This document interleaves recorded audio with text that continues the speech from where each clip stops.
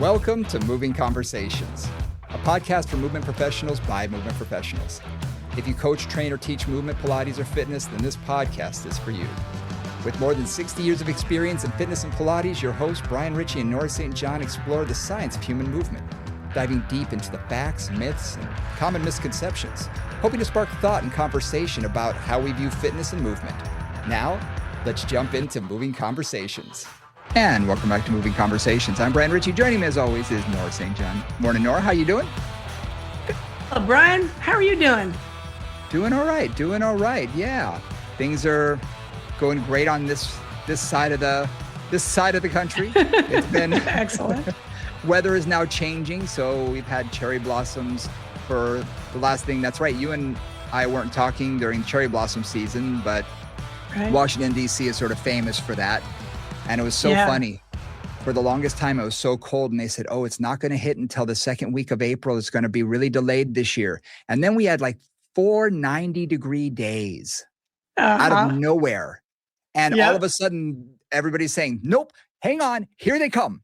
Here it comes. Woo, it's happening right now. We had a couple days, and it was there. It was just, and I've got a late blooming cherry in my front yard, and it's already blooming. And usually that's not until the beginning of May. So I thought, okay, things are definitely heating up out there. It's been mid 80s, if not a little warmer. And today it's 50. Yesterday we had a freeze advisory. So it's all over the map. Well, we had thunderstorms yesterday, and it was one of those thunderstorms. California doesn't get thunderstorms. You in the East Coast do. Like you'll have regular option thunderstorms. We get them very rarely. It was like both Al and I jumped. It was so loud. It was right over our house. And again, we're not so used to it, and pouring rain. So, who knows? It is one of those wacky times. Yep. We actually had thunder snow this past year at one point. Oh, wow. I've heard about that. I've only heard of. And then when it was, snowing moderately and we heard thunder and it was sort of, wait, no, those don't go together. And Leah says, oh, no, that's called thunder snow. I said, no. They're supposed to be, I don't need more thunder things put together. No, we do not. This is like what they call the bomb cyclone. Like, stop making up these names that just terrify you. Like, what do other people That's do? exactly what it felt like. It's like, good Lord, people. Well, last week, we've gotten some good responses about last week. We talked about fitness fads and trends. Yeah. And the one thing, the hour went by so fast that we really didn't talk about future. And coming from being at the convention, now it's been 2 weeks ago, there was a lot of talk about the future of fitness and things. And the thing that was probably on everybody's mind was artificial intelligence. Absolutely. Absolutely. And we've had a couple of conversations about this. And then I think yesterday there was an article in the New York Times about it. So it certainly is, it is on our minds. We'll put it that way. So we kind of wanted to spend some time talking about that today and what that means in terms of what we do. Yeah. And just overall, what it could mean for the industry. But before we get into that, do us a favor, hit the like and subscribe button. We really appreciate it. Every comment, every like, every subscribe really helps us a ton. So please do us a favor. That way it's delivered in your inbox every Tuesday. You can also check us out on YouTube under my name, BrianRichey. If you want to reach out to us, you can do it through email, movingconvos@gmail.com. We've been getting a few of those, as well as through DMs through Instagram, Moving Convos on Instagram. So let's talk a little bit about AI. Holy moly. So my husband is a ex-electrical engineer and a major follower of all things tech. So we had a really good conversation on his perspective about this, because he's been really trying to keep up on what AI is doing. And then again, this article, it's like, what's so interesting to me is that AI has this potential, and I'm calling it potential. Some of it's actualized, a lot of it is not yet. It has this potential to take a huge amount of data from many, many different sources, condense it, and kind of give you the nuggets, right? The best nuggets, if you will. And in terms of our world, in terms of fitness, that has some really positive benefits on the science side, and it has some interesting benefits on the training side. So let's just dive in and see where we go with all of that. something you and we've talked about this because when we're creating classes, we try and do our due diligence. We go and try and read the research, everything latest, up to date. And it is so funny when you type certain things in, what AI thinks you mean and what you truly mean, because it gives you a definition of something that is really not there whatsoever. I saw this. Yeah. Okay. Forgive the visual of this, but I saw someone post something that said, what medical test is this talking about? Because the medical test was an eye examination. However, that's what AI said it was. However, what it was a catheterization of the urethra to check for prostate cancer. Exactly. Because someone's eyeball was looking into something, they automatically assumed it was an eye exam of some sort. And they call this a hallucination, right? I mean, that's what they call these funny results from AI as a hallucination. Yeah. And I laughed so hard at that because I looked and I said, wait a minute. At first when I first glanced at it, I said, oh, that looks really, whoa, yeah, don't want to have that. And then I was like, wait, what is it? And it really took me by surprise. And I went, oh, okay, this is, a huge misunderstanding. But you and I, when we were doing research for one of our classes last summer, it's amazing when you type something in, you get these artificial results. I mean, we've seen it a lot in politics and in lawsuits. I mean, how many times have we heard now that AI is creating fake documentation and whatnot, and court cases that don't really exist. Fake scientific studies too, big time. And throwing that out there. And unfortunately, I don't know about you, but I know quite a few people. I have clients, very, very smart people, smart people who are all on board for AI like you wouldn't believe, that they think it's going to solve all the problems of man. And I keep reminding them, no. We have a lot of work to do before we can trust it. There's a lot of work to do here.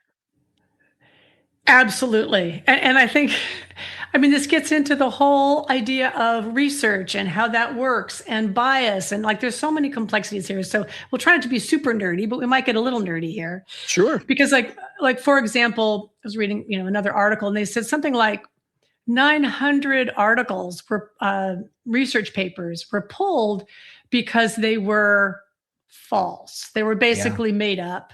And these are ones that have been peer reviewed that are showing up, many of them in reputable or semi-reputable journals, kind of one or two levels down from the big names. And finally they just went through and they realized there was one lead investigator was on 1 million papers. It's this is not possible. And then they started to go through and realize these were false. They were not actual research papers. And AI, because it has this ability to take things and mimic them extremely effectively, right? Understand what the form is and what data tables look like and all that. They can essentially say, make up a study on the best way to strengthen your quads, right? And they could make up a study that could look legitimate. So this is where things get wacky. That's the wacky side of AI, that it can really just throw things off and give a lot of false information. On the positive side, and I always have to talk through both sides on this because my brain goes in both directions. If you think about it as being able to take legitimate data, whatever that is, and consolidate it, look at all the data for improving VO2 max, for example, looking at all the data from all the studies, and then kind of putting all that together, that could lead us to new conclusions or new insights, right? So on the positive side, it has that ability to take way, way more data than we've ever put together and put it together, right? And make it meaningful. So those are two big deals. And I think the thing that needs to bridge those two is a filter. It's a proper filter. Because you can take 10,000 articles written on VO2 max, but if 30 of them are completely made up, false information, false data, that's still part of the general collective. And how much of that will equate into the conclusion Right. We don't know. And we'd never know. Right. Exactly. You want to assume that the information is correct. But you and I talked about this, a year ago, and we talked about how do you read scientific studies? Right. You can read a scientific study. You and I can both read it. And if we don't read the conclusion or the discussion at the end, we may have different conclusions in our own head. We may have a bias going in that by the end of it, I'm looking at it through one lens, you're looking at it through another lens, and the author of the paper or authors may be looking at it through their lens. And so then it's going to be filtered much differently depending on who's writing it. Absolutely. Absolutely. And it's one of those things where I think, because they're using it for things like coding and using it for things like lawsuit, lawyers. And if any of you have ever read a real contract, there's like so many boilerplate, there we go, boilerplate points in it. And so there's a lot of that stuff that could just be done like, this is what's usually done here, and go through it and evaluate it. But the thing about it, and I think you said this really clearly, is what gets delivered from ChatGPT or whatever other, search you're using for is not filtered by anybody. It's not reviewed. It's not anything. It's the data's out there. The data's taken in by the chatbot or whatever thing you're using, and it's spit out back to you. And there isn't that moderator.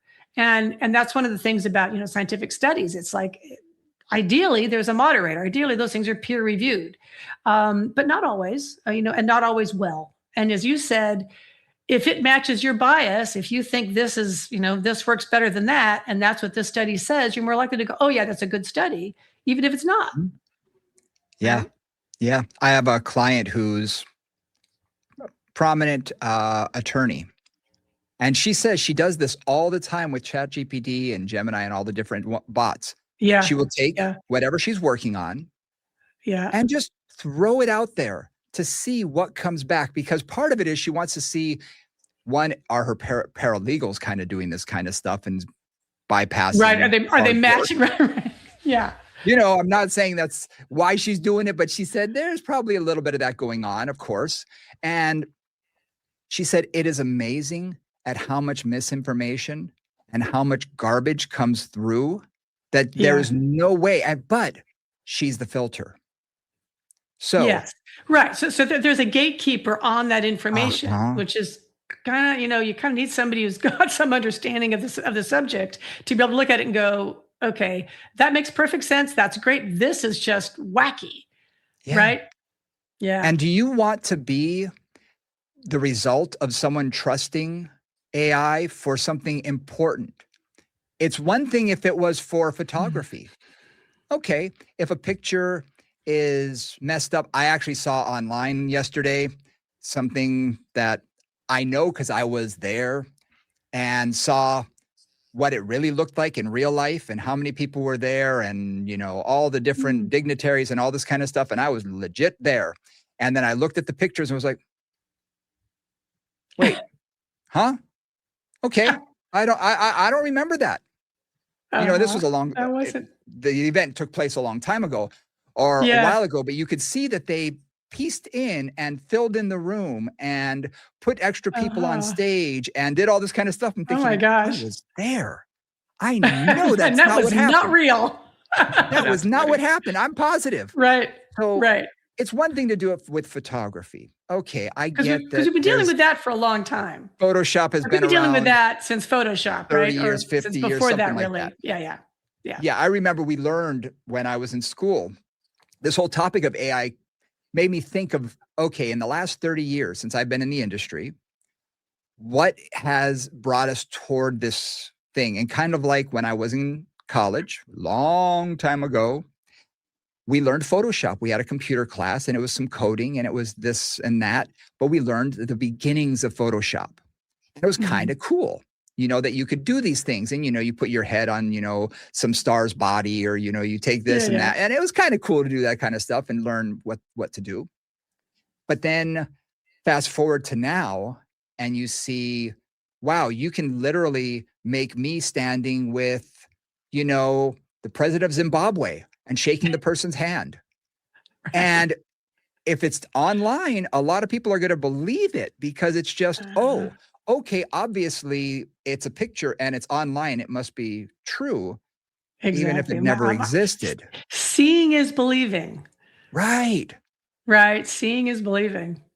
Right. And that's a big thing. And in our industry, I was, like I said, I was trying to think back. When I read that article, I thought, oh, yeah, there's been a lot of, I'm going to call it pre-AI technology, which basically Disruption you would things. have a computer program, you would have something, and you would say, I want to increase my squat, I want to increase my, mile run time, whatever it is, in 6 months. And it would give you a sample of what you should do.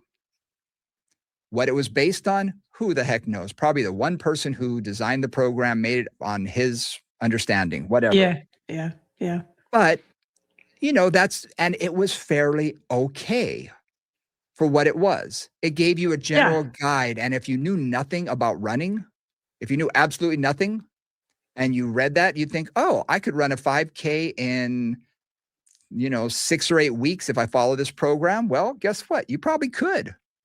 Just getting yeah, out and gambling about exactly. and running around, you could probably figure that out as well.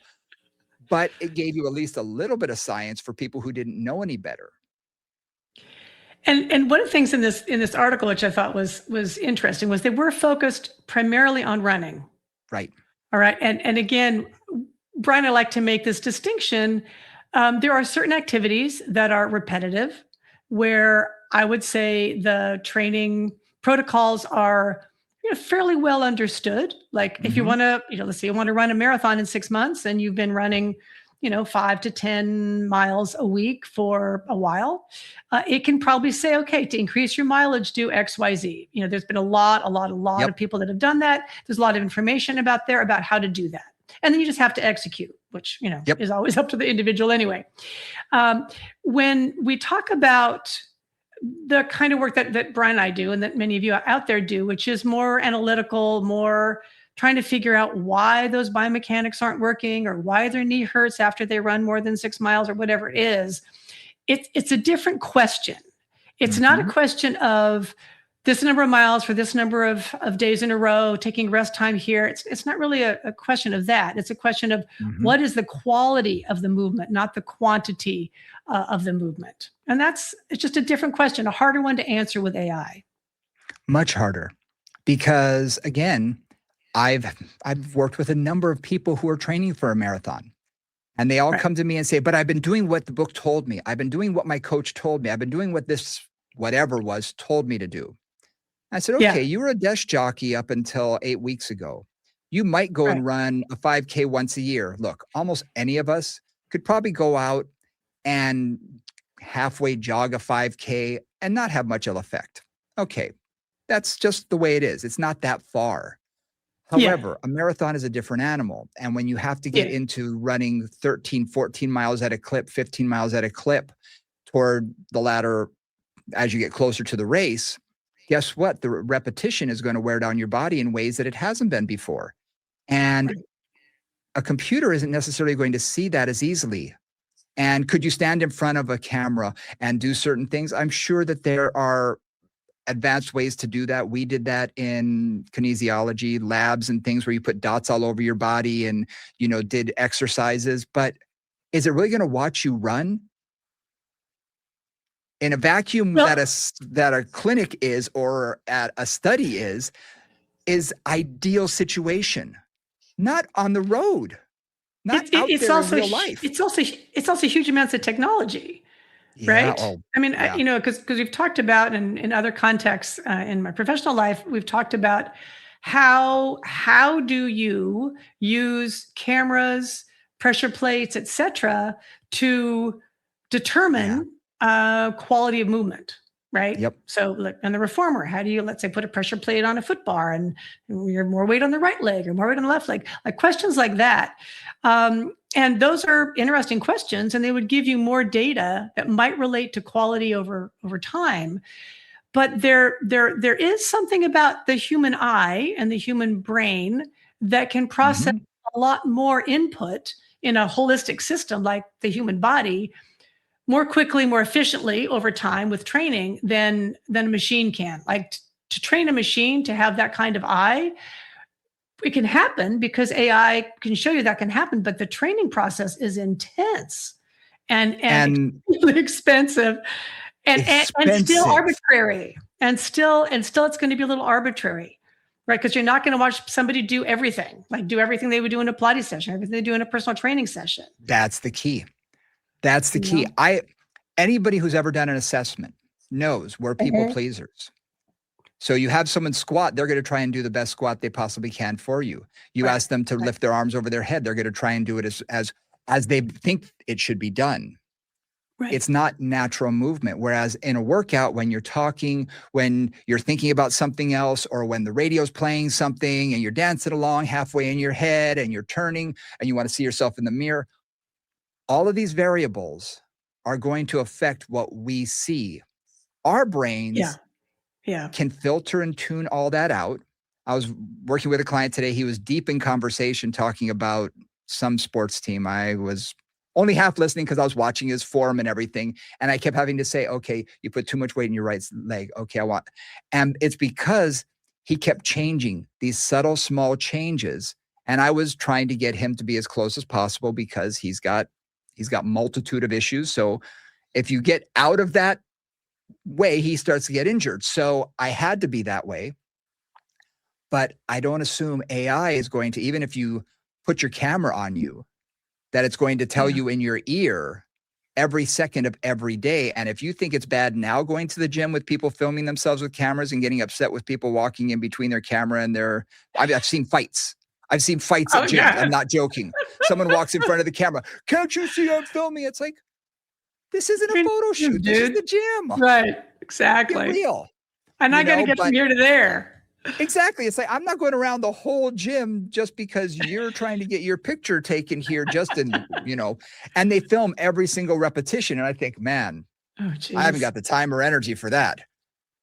But unless do you actually watch any of these? Like, do you actually watch this then? You've got all this video on your camera. Are you doing anything with it? Because that's just a lot of stuff. I think it's a lot of filtering. I think they take snippets for Instagram and all these kind of things. And for some people, okay, if you're a bodybuilder and you're looking at certain things, symmetry, all of this kind of stuff, okay, there's something to be said about having that film in front of you. Just like if you are a high-level performer. If I was an Olympic weightlifter, form could mean the difference between probably 20, 30, 40 pounds more weight being lifted in, the snatch or the clean and jerk or even the deadlift. So in that sense, okay, maybe if I'm an Olympic athlete, I may want to have the video put on me. We talked about the Olympians this year. If I was a skier, maybe I'd want to watch all of that footage and be able to say, oh, did you see this angle? Oh, I think we need to lean a little bit more here. I think we need to do this there. That's at a high level. And they've got people who are taking the data, looking at it, telling you what to do. I don't quite know how well a computer's going to tell me that. First of all, how much am I going to trust it? But how well it's going to do at the job. Well, it's also, unless, and again, thought about this a lot, unless you have cameras from all angles, at least from front, back, side to side, something like that, you've got to be able to see more than just one face. I mean, you and I both done a lot of sessions on Zoom, right? Where you've got a camera and maybe you have them move their camera around a bit, but you've got one view and maybe they're moving around a little, but it's like the things I don't see, like I think it's, I call it about 70% at its best. It's about 70% as good as live because you can see a lot if you've got a decently trained eye, but there's all kinds of stuff you're going to miss. Yes.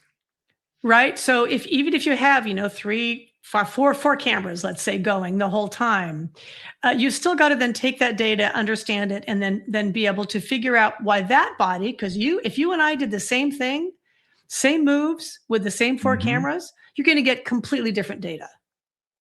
You're 100%. Taller, you're a different size, you've got different ranges of motion. So then how do you figure out the data that's good for you versus the data that's good for me?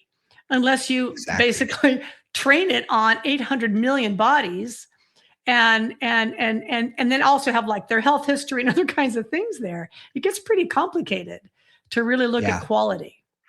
Yeah. I mean, you've looked at trying to create it in, the Pilates world, and that's the whole thing. The amount of data that you need to plug in, the number of bodies that a camera needs to see, that the computer needs to see, is unfathomable. It's not going to be within my It's lifetime. huge. It's a And people huge always data ask set. me, "Oh, aren't you afraid that AI is going to take your job?" I said, "Not at all. Not your job, not my Not job. mine. A lot of other people's jobs, maybe, but I don't Maybe. think ours particularly. Yeah. No." And it's the same thing when it comes to, and I'm going to say this, the first, what was the article called, Coach GPT? The first time you have Yes. something like that, who's Yes. going to use it are going to be 16 to 28-year-olds. Oh, that's probably true. And because they trust it. A Yeah. lot of young people Because right now they've grown have up had getting AI. everything on their phone. Right. Right. They're And they've had AI long already enough. tuned into it. Yeah. And they trust it. They think Yeah. it's the end all be all. A lot of them, not everybody. My kids tell me it's all bogus and everything. And I say, look, there's positives and negatives. Don't discount everything. But that is going to be the group that probably wouldn't hire us anyway. Well, and that's the thing is like ChatGPT has the potential, like a lot of these things do, for making better quality. I'm going to say not necessarily good quality, maybe good quality, but better quality coaching available to Mhm. people who would not have access to that. And Why, again, when I think 100%. about runners, you think about runners, even you think about a lot of the cyclists, they're not ever going to get a coach. They want to run 3 5Ks a year, or they want to work up to a half marathon or whatever they want to do. Or maybe they just Mhm. like to run, but they want to get a little better at it. Like that is the perfect person to use something like that. Yes. Who's doing a sport that is relatively well understood in terms of training protocols, right? That's relatively Mhm. straightforward. And then okay, so you're going to do some hill sprints, or you're going to do some wind sprints, or you're going to go, fast and slow, or whatever it is, and basically gives you something to follow. Like that's fantastic. And Yep. again, creates accessibility for a lot of people who wouldn't have accessibility to any of that information otherwise. Absolutely. And young people who want to look better, who want to get in better shape, what we did was we basically looked at the magazines and copied the workouts without Right, realizing the exactly. amount of performance enhancing, drugs that these people were on means that there's no way my body was ever going to look like that or recover from the Uh-huh. workout it's making me do. However, Yes. that's what we did. And we thought Yeah. and it got us certain results. And when you're young, your body can recover a lot faster and you get injured a lot less. And if you do, you recover fairly quickly and you seem to snap back. So for those people, I think the AI model probably will work. I'll be honest. There was a program that I was using. It's the only one I've ever found that literally had all of our props. It had a Viper, it had Bosu, it had a ball, it had medicine balls, it Yeah. had sand bells, it had everything you could think of, suspension trainers, you name it. And what was nice is there are times I go to the gym when I just want to work out. And Right. I'm not, I don't And want you to, want somebody to motivate you, right? yeah. You don't want to have to figure it out yourself. Just tell me what to do. Yeah, for sure. And you hit random and you tell it what tools you want and roughly what goals you want. You hit random, how long you want to work out for, how much rest you want in between sets. Boom, it gives you a workout and it shows you a video of the exercise. And it's like, great. For that, it's wonderful. And that's been around Yeah. for a long time because we remember VHS tapes. Basically, workouts like that have Yeah, been exactly. around. Pre-programmed workouts. Absolutely. And they're great for many, many purposes. And for a lot of people, that's all they need. But when you're Yeah. talking about getting into specificity, which a lot of people come to Pilates for, a lot of people come to Mm. people like me for that specificity because they have specific goals, specific needs, and usually injuries or, things that are preventing them from being able to Yeah. just go out and do everything. And in that, you're Yeah. never And going to replace what we see. no, no. And I mean, one other thing about like the pre-programmed workout, scenario, whether it's ChatGPT or whether it's VHS tapes or whether it's, an an Apple Watch workout. Like there's a Right. million really great things out there. Yeah. And those can all be useful. One of the things that running into a little bit in Pilates, because I ran a teacher training program for a long, long time. And I still talk to many of the educators. Is now the educators on the students' tests, they look at the test and go, because students have to write up a program. It's like, is this program from ChatGPT or from, the equivalent? And they're like, Yes. yeah. And I haven't looked at enough of them, honestly, to go, is this a good program or is this a bad, like, what is happening there? Because when I think about this specifically from the Pilates lens, there are a bazillion exercises in Pilates, like really significantly more than in the average personal training repertoire. And if you go to something like Instagram, and if you're pulling off of the web, you've got like 100 billion more, many of which have been done with 4 people in a small room and have are not really well tested. We'll put it that way. So that really that just speaks to the challenges of the data set and the learning process, right? Because all these things all these ChatGPTs, et cetera, all these AI models come from learning, right? They like gather a whole bunch of data and then they kind of refine it. And you as the interface can refine it. Okay, I want to focus on arms. I want to focus on legs. I want to focus on whatever I want to focus on. And maybe you can get to the point where you get something really good. But then I'm thinking of these new instructors. Can they even recognize if this makes sense or not? Probably not yet, When you were saying this, it's complicated. Yeah, my brain is already thinking about that, thinking, okay, the gym I go to, it's mostly young people, a lot of young people. Yeah. I'm anonymous there, which is why I go there with my kids and my family and everything.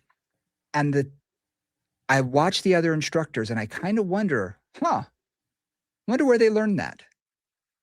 Those are interesting ideas. And I don't know the person. I don't know their goals, their objectives. I, walk around with blinders because I don't judge. I don't know their goals.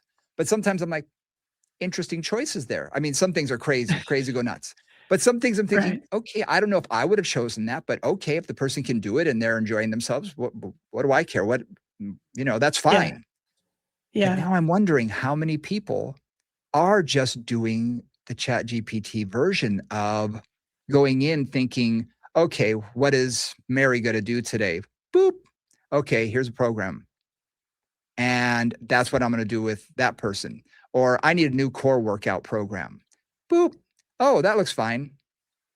Without really asking yourself, is it appropriate for, Jeff, Jamie, and, Jerome, whoever's in front of me? Is it appropriate for all of them? We used to call it the workout of the day, the exercise du jour. Yeah. Absolutely. It was just everybody got the same workout, and you always saw those trainers at the gym, and you'd see it. If you're there long enough, you see they do the same thing with everybody.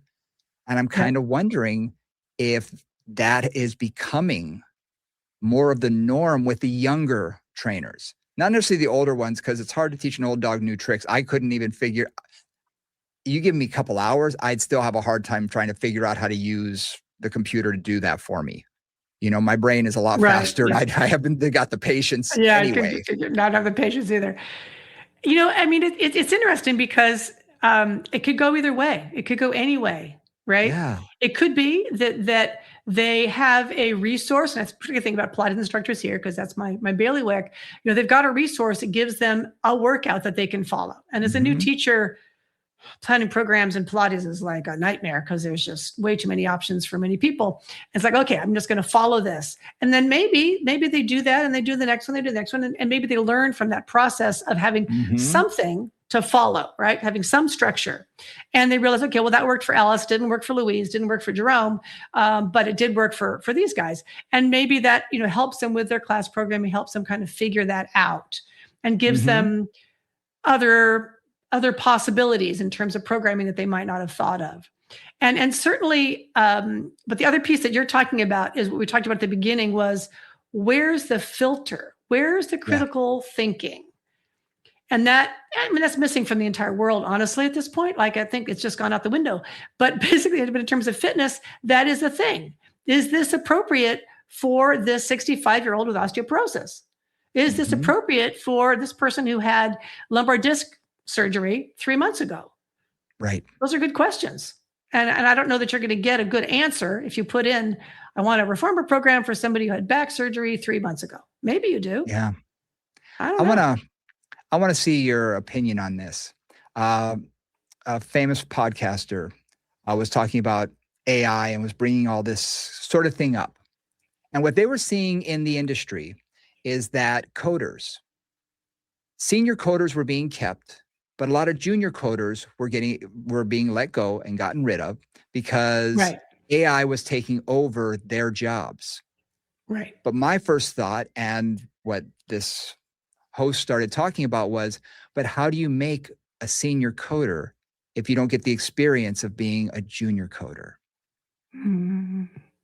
You know, how do you become, you know, if you're not. That's just a really good point, period. That's just a really good point. How do you become good at something if you don't start with not being good at something, whatever it is?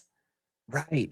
And if you're thinking about, in what we do, being a beginner and having to go through the thought process of, well, okay, this person has this, and okay, I want to do this, and I want to create this, and thinking things through, really working at it, makes you better at it quickly. Because absolutely. And the more people you see, also the more variables are thrown in there. So it's not, oh, wow, this workout worked for those 5 people, but man, it's not working for these 3. Wonder why. And over the course of years, you become better, and you start seeing patterns over and over again. Okay, I know kind of what's going to work for these people. And how a professor told me is the learning process, I think I've mentioned it to you before, is like the alphabet. And you see a child walking at the beginning, it's like A, G, Y. They can't figure it out. And then they sort of toddle, and then it's A, B, C, X, Y, Z, LMNOP. The brain starts putting together these clumps. Yeah. And eventually it's the alphabet all the way through. Well, that's all learning processes. When you first start, you're grasping at straws, trying to put things together. And then your body starts figuring things out. And again, you've got clumps that people are fitting into. Not everybody, but enough people. And eventually you start seeing that you can see the whole picture. You're not just looking at one specific thing. You know, it's sort of like looking in hockey. You're not just watching the puck, but you're watching the entire floor, the entire ice. Or football, you're able to watch the entire field, not just watch the ball. You're able to see more because you've experienced more. Well, how do you get to that experience without getting the experience? And that's, I mean, it's funny because what you described there is also really how AI learns, right? Like it, you know, this whole neural net concept and this whole idea that it takes information and then it tries to make associations. I mean, much like we do, it has the potential ability to accelerate that. But as a human, not a machine, but a human, that data collection process, if you will, which is really what that is, you know, it's like I always think about it as building my internal database. It took years of watching people to be able to recognize patterns like pretty quickly and go, okay, try this. Okay, try that. This has worked a bunch of times. I'm going to try this again here. And it is that process of learning, not repeating, not doing what you're told, but actually learning, experimenting, seeing what works, asking if it worked. If it did, great. If it didn't, why not? Right? That's the process, but whereby you really learn. You know, I mean, that is actually how it happens. No matter what your field is, that's what happens. And I think you're right. I think, and I've seen this in instructors too, that those who get too locked onto this is how I do it, like this is my workout, this is my beginner workout, those are the ones that stop learning and stop seeing what's in front of them. I'm being a little fussy here, but really stop seeing what's in front of them because they've glommed onto this, they're attached to this particular thing, and things that don't fit into that, whether it's a body that doesn't really work that way, or whether it's somebody who doesn't really seem to like what they're doing, like they just get chucked out, so that they're only dealing with those who reinforce their worldview. Yeah. I was listening to an interview with Billy Corgan, Smashing Pumpkins singer-songwriter. And he was saying that back in the day, you actually had to be good to be a musician. Yeah, exactly. And to be a producer and to be a mixer and to have all of these jobs, you had to really understand and know it all. And he said, in the next 5 years, the people that are going to be celebrated may not be the people who are the best musicians, but maybe the person who can press the buttons the best, who can turn on the computer program and press those buttons the best. And that is what worries me about people seeing our industry and saying, I don't want the best trainer at the gym to be the one who can program the computer or ask the right questions to their AI bot in order to get the proper workout. I want someone who actually is doing the thinking themselves and not relying on the computer. Because I don't know about you, but if the Wi-Fi goes out, it's like the whole house shuts down. Right? Well, guess what? That's what's going to happen. If one of these bots goes out, and people are going to be, well, I don't know what to do. I don't know. And we can't say that doesn't happen, because that happens all the time. Yeah. You know, I think about this with AI. You brought up musicians, so I'm thinking about this in terms of musicians. It can imitate anything, right? Mm-hmm. You can say, write a pop song to AI. Like we played with this the other day. We were actually doing this, and it's like, it writes a pretty good pop song. And they could probably maybe even be like a professionally useful pop song. And so there's a way in which AI has the ability to do generic things extremely well. Exactly. Right? Because I mean, you think about how much music you think of, I'm sure, is generic, and I do too. Like, I feel like I've heard that same song 800,000 times. AI can do that all day long because that's what it's drawing from. So then, you know, for me, the more important thing, and I think you brought this up in a way too, is like, where is the human in this? Where is the uniqueness? Where is the perspective? Where is the experience? You know, all of those things are, and the soul. I know it's like, because if you think about your example of the Wi-Fi going out and then not knowing how to program for your client, the machines are running you. Exactly. Right? I mean, to like, really, the machines are running you. You're no longer running the machine and telling it what you need, and then, you know, doing what, or telling it what to do. It's telling you what to do. Which is just, and that could easily be happen in the next. Well, it is happening. 10 years. I think it is happening in certain clusters, in certain clusters, in different ways, in different industries. I think that's happening. That's fascinating. I follow a weird time. Couple of podcasters from the music industry. You know, I did musical production for years, and so I'm really still interested in it. And I listen to people like music attorneys, and they will bring up the fact that, first of all, when someone's listening to music, a lot of younger people can tell the difference between an AI song and a non-AI song. But the question comes down to, do they really care? Yeah, exactly. And then it's going to come down to the music, the labels and the recording companies saying, well, heck, why do I need Taylor Swift or Ed Sheeran? Exactly. When I can just say, I want to create a song in the same fashion of, in the style of, exactly, about this with a slightly lower voice. Yeah. Yes. And let's try this. Let's try that. Oh, let's change the key. Oh, okay, that works. And in a matter of minutes, it's out there. Yep. And I've done it. I've seen it happen. Yeah. And again, the question comes down to, can you hear the difference in the soul? Can you hear the difference in the sound of the singing and the character of the voice and all of that? That's the one thing I don't know if it's gotten yet, because I've listened and I can tell the difference between AI and non. There's a missing quality. And even to a tuned ear, I'm thinking there's something missing. And I'm not 100% sure I can put my finger on it, but I can tell the difference. You can hear that this does not have, the character's missing. Something in it is missing.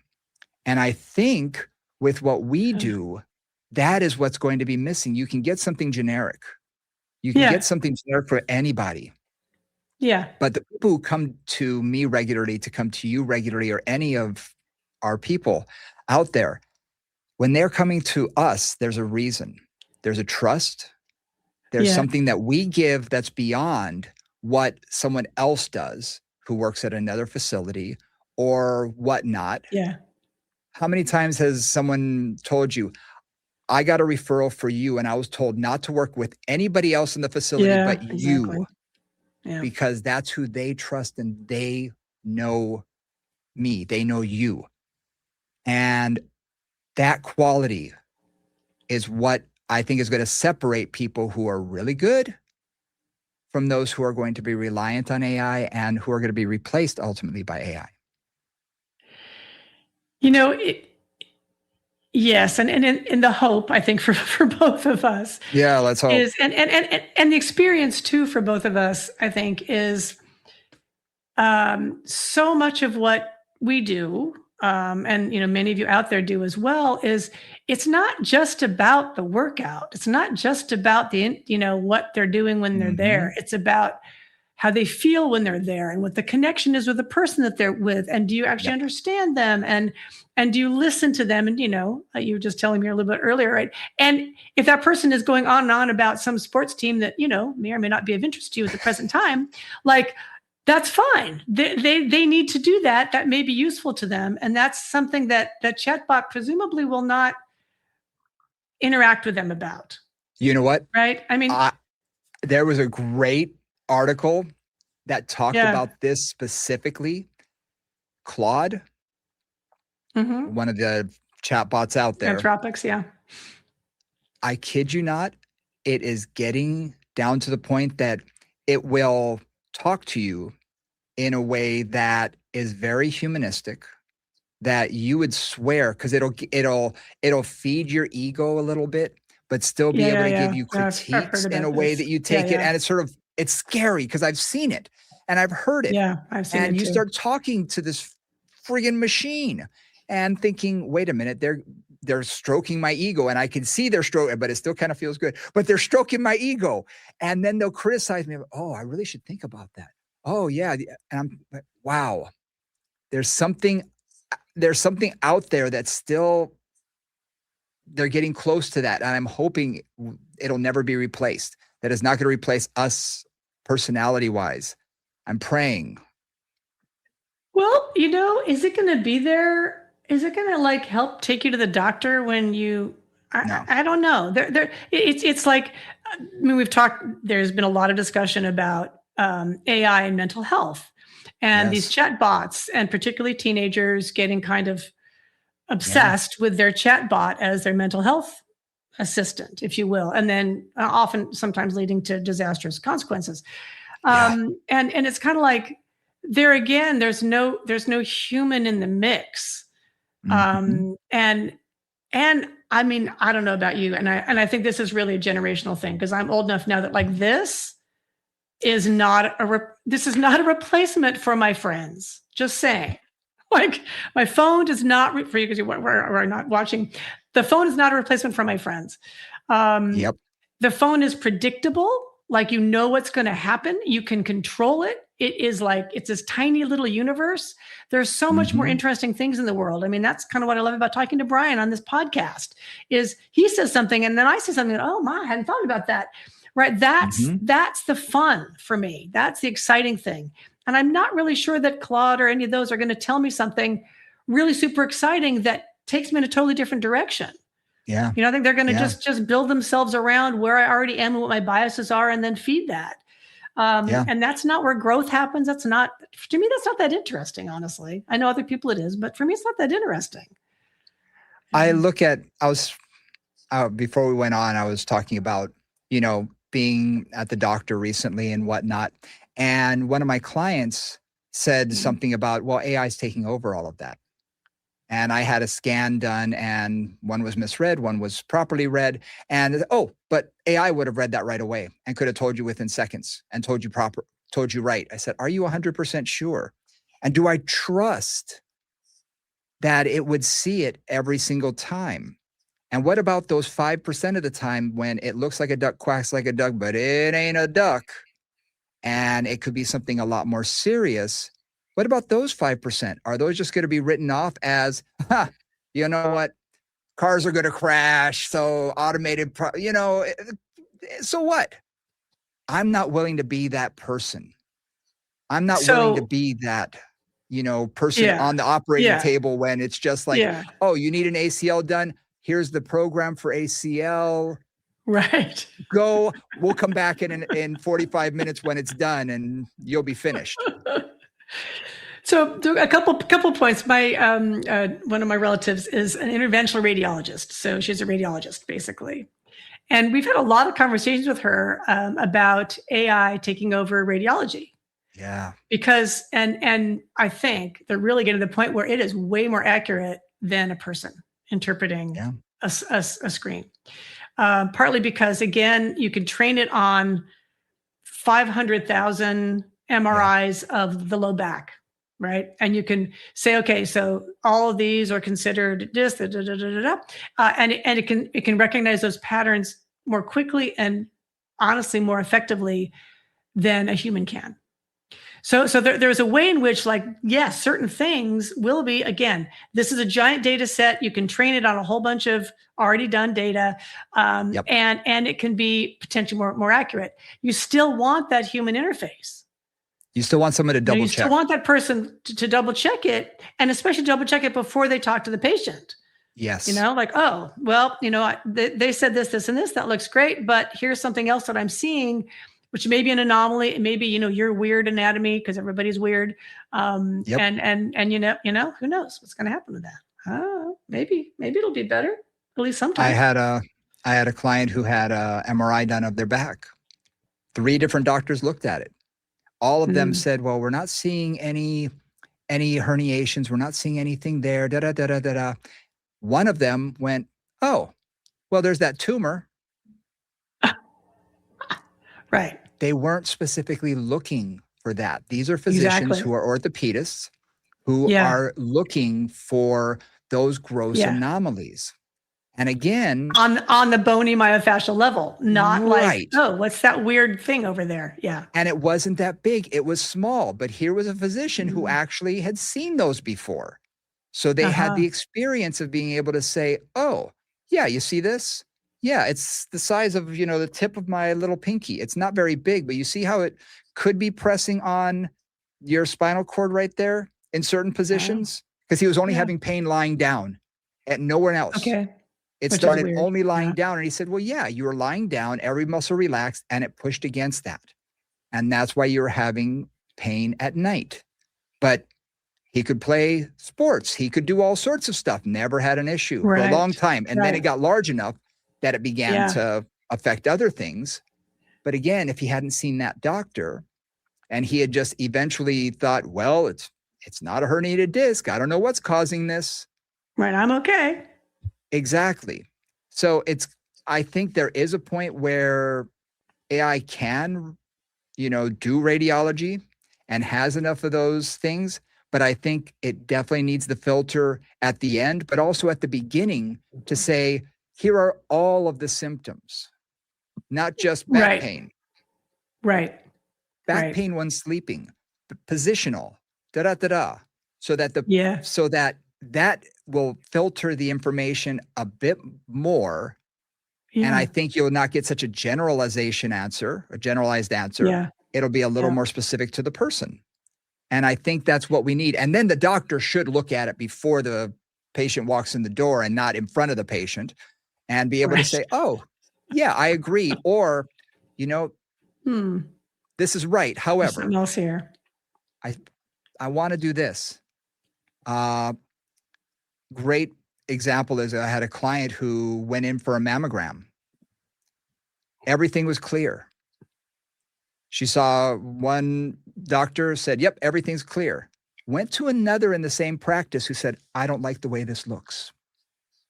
I said, why? There's no large mass, but I can't explain it, but it's a little cloudy.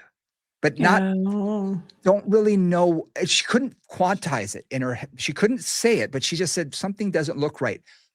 Yeah. Could we go in and check? Yeah. And the client was gung-ho for it, said, okay, go ahead. found that she had already like stage 3 breast cancer. Luckily, it was caught then. It was basically the entire breast had this, basically it was a large mass, but it was so small Right. that, and so thin that it wasn't showing up as like a large lump. Because it was like a And film, kind of, exactly. or something, or just Exactly. like a thin membrane Yeah. or something. Uh-huh.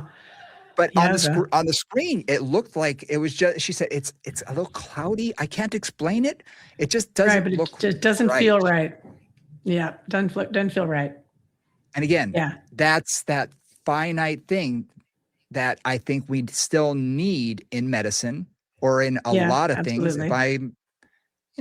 If I have a general contract, yes, I think it'd be fine to, I need to write up a will. I don't really think, based on my income and everything, I've got hundreds of millions of dollars that I'm trying to It's not give away. complicated.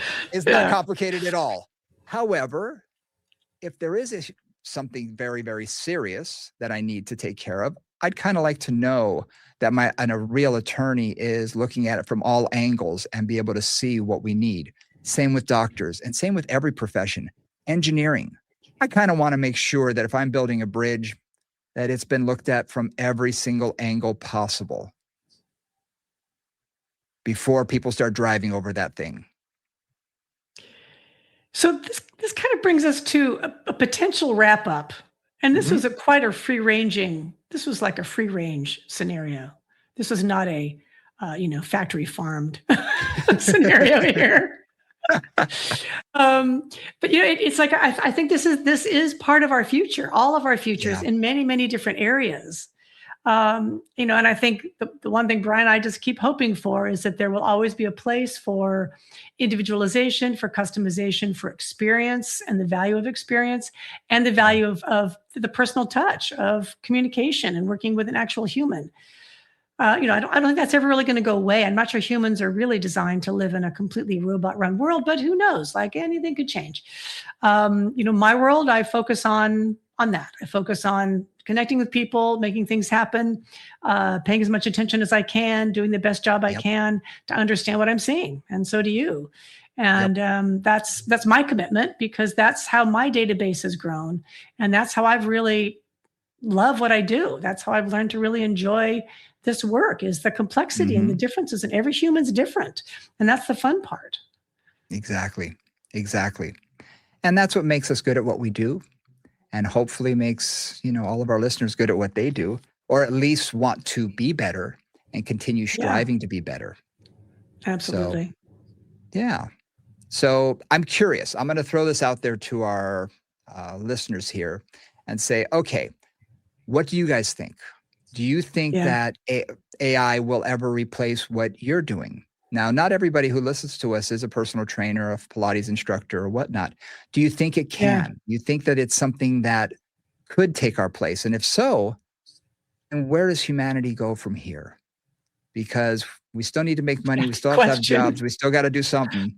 Exactly. I've got kids now, and I told them, make sure that whatever career you pick, man, make sure it's AI proof in some way, shape, or form, or adjacent, that you're going to be able to, eke out a living, because that's got to be something there.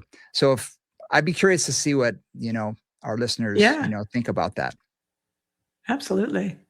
Send us your thoughts. This is such a wide open topic with all kinds of ramifications everywhere. And if you have children, their life is going to be different. And I think about that a lot with all my great nieces and nephews. Exactly. Yeah. Well, thank you guys very much for listening. We really appreciate every single one of you. Do us a favor, hit that like and subscribe button. We really appreciate that. You can always check us out on Instagram, Moving Combos. You can also email us at movingcombos@gmail.com. And from Nora St. John, I'm BrianRichey. We'll see y'all next week. Bye, guys.